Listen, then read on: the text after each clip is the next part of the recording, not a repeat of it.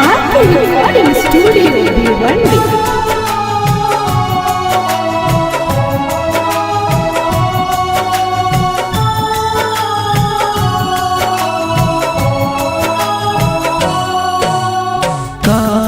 कहीं कैसे कहीं दिलवा के बतिया कटले कटते न के अब दिन रतिया।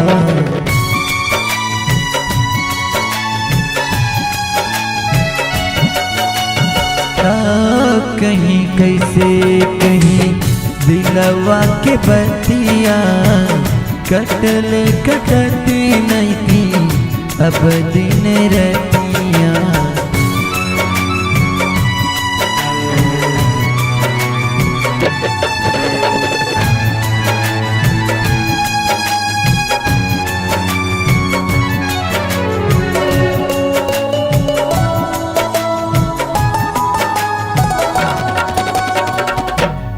का खता हो गई जुदा हो गई का रहे से पहले काऊ का हो गई।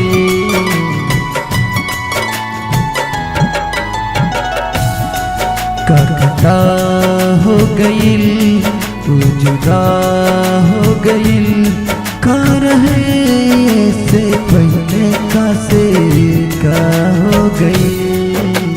तन को ना दूरी सहलो न जान तन को ना दूरी सहलो न जान। का कहीं कैसे कहीं दिलवा के बतिया कटले कटते नहीं अब दिन रतिया।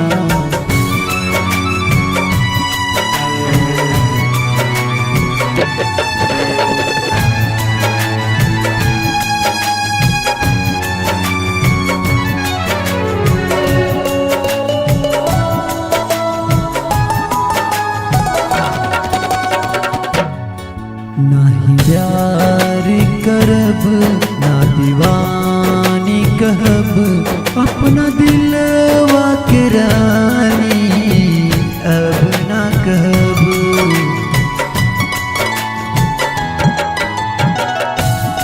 ना ही प्यार करब ना दीवानी कहब अपना दिलवा के रानी अब ना कहब। हमसे दूर होके प्यार हमर जुदा हो गई हमसे दूर होके प्यार हमर जुदा हो गई। का कहीं कैसे कहीं दिलवा के बतिया कटले कटते नहीं के अब दिन रतिया।